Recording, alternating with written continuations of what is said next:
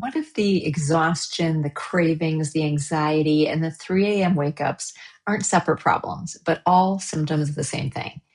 Today, I want to walk you through 5 signs that your nervous system is running in overdrive. And if you recognize yourself in this list, I want you to know this is not permanent. These are responsive to changes. So you can do a lot about it. So let's get into this.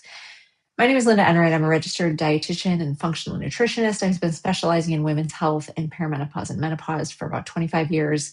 I work with women who are doing a lot of things right and still feel like their body is working against them. And one of the most common roots I see is a nervous system that never gets a chance to rest. So here are 5 signs that I see most often. Number 1, wired but tired. You're exhausted, genuinely deeply tired, but you cannot settle down. Your mind keeps going even when your body says it's time to stop. So, you can collapse into bed, but you're not relaxed and you're not sleeping. This is a hallmark sign of cortisol dysregulation. When cortisol stays elevated, when it should be dropping in the evening when you're ready to go to bed, your body can't shift into the rest and digest and repair mode. So you end up in this uncomfortable sort of in-between state where you're too tired to function, but you're too wired to actually recover. Number 2, chronic overwhelm. Your to-do list feels crushing, even when it's objectively manageable. Small things feel enormous. You find yourself getting disproportionately stressed by things that, logically previously, aren't that big of a deal and you would have been able to manage.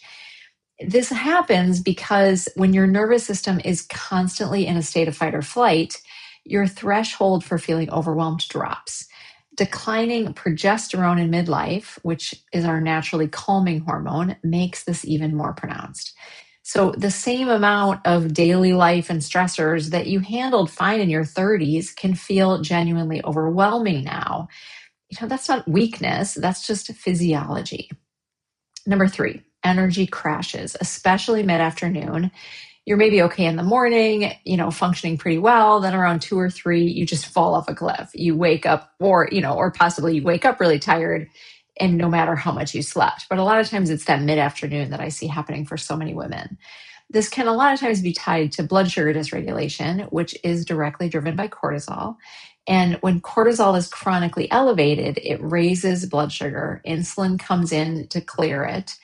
Blood sugar spikes and crashes. And when it crashes, your energy tanks and your body starts asking for quick fuel, what's that quick fuel? Sugar, carbs, simple things that give you fast energy. Number 4, sugar and carbs. You find yourself reaching for sugar or simple carbs more than you'd like, especially again in that afternoon or evening. So I wanted you to understand this clearly. This is not a problem of willpower. When cortisol is high, your blood sugar is up, and that means your body thinks you're in this fight or flight situation. But if you're not actually moving, you're not burning that sugar, now we have insulin coming in to clear it out, which is what it's supposed to do. But then our blood sugar drops too low sometimes, and your body now is screaming for quick fuel again. So that 3 p.m. sort of desire for chocolate or the late night snacking, carb cravings that feel impossible to resist, these might be just biochemical responses to stress and blood sugar swings. So understanding this is really important because the solution is not white knuckling it through the cravings, it's addressing what's driving them. Number 5, disrupted sleep. Trouble falling asleep, waking in the night, often around 3 a.m., waking early and not being able to get back to sleep, or maybe sleeping a full night and still waking up barely rested. Cortisol and melatonin work on opposite schedules. Cortisol is supposed to be high in the morning. It's what wakes you up, and low at night.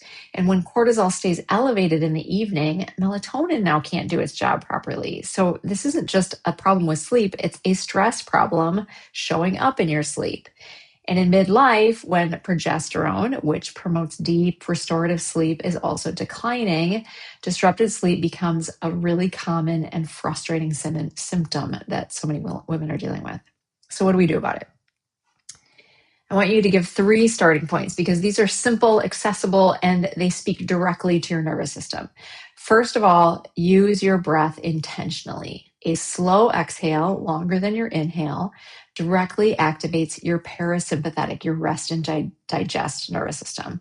So it flips the switch from fight or flight, which we spend so much time in, to again that rest and digest. Even just 4 or 5 slow breaths can actually shift your physiology. Second, go for a walk. Particularly in the morning is even better, but even just like a 10-minute walk of natural morning sunlight can help to anchor your circadian rhythm. That helps to regulate cortisol, melatonin, and your whole hormonal day.